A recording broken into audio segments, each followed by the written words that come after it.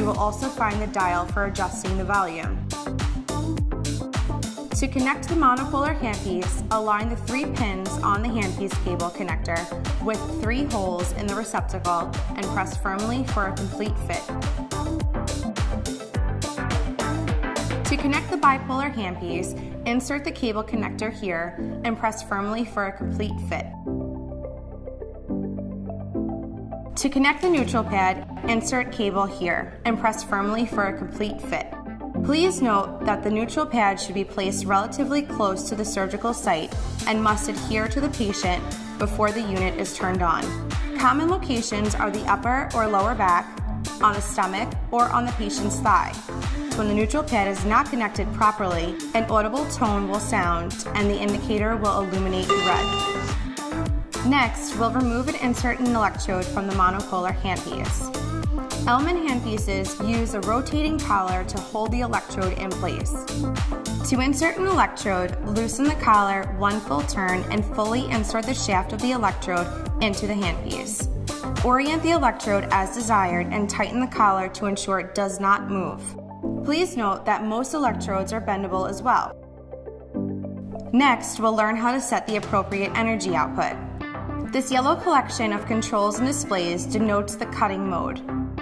Within this mode, there are 2 waveforms, cut and blend. These waveforms are selected using the select button.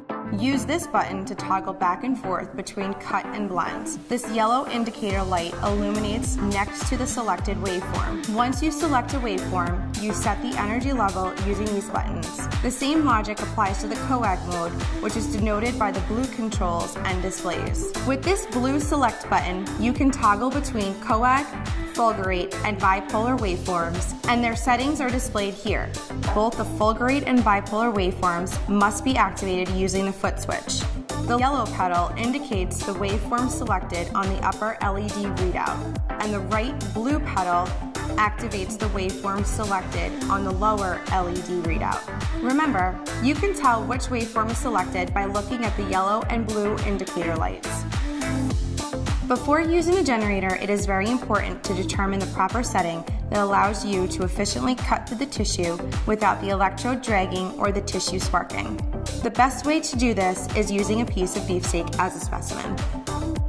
To familiarize yourself with this process, please get a piece of beefsteak and follow along using your own generator. So let's begin by looking at the 2 problems you will encounter if the settings are not right. Firstly, a dragging electrode indicates the power is too low.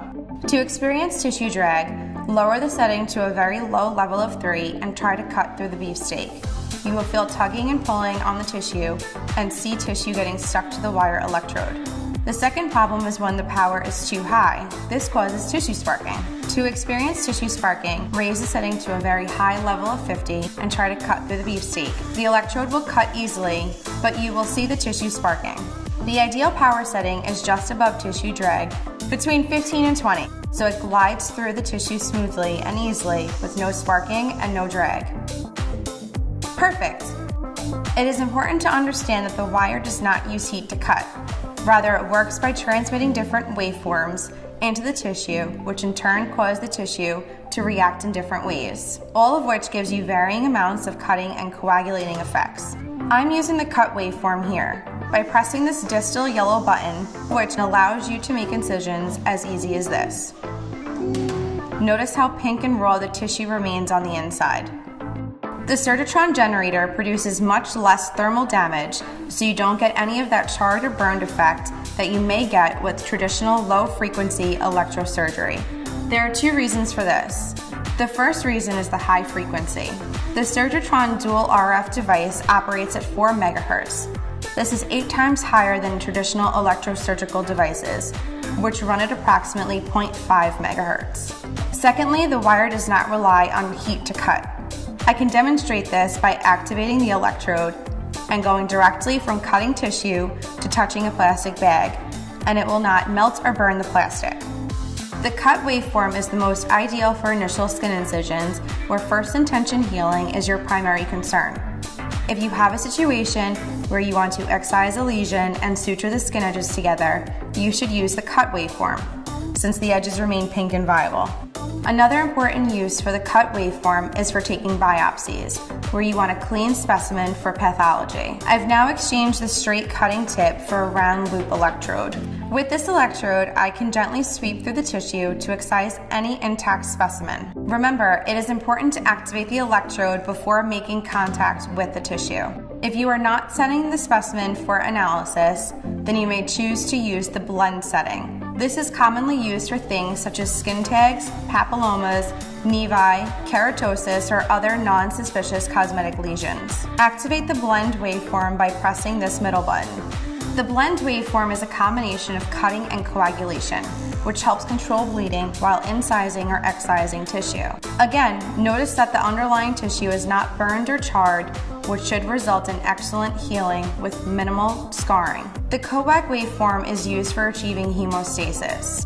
Now we will remove the loop electrode and replace it with the ball electrode, the most commonly used device for achieving hemostasis. Depress the blue button on the handpiece and lightly touch the bleeding areas to seal off the small blood vessels. Notice how the tissue blanches as it coagulates. This coag waveform is also the setting you would use to treat spider veins or epilate hair follicles using the Ellman fine microinsulated needles. The fourth setting on our unit is called fulgurate, and it is most similar to what you find in older devices known as hyplicators, where you are intentionally throwing a spark to destroy the tissue. To access the fulgurate waveform, press the blue select button until the indicator light illuminates next to fulgurate. To activate the electrode, press the right blue pedal on the foot switch.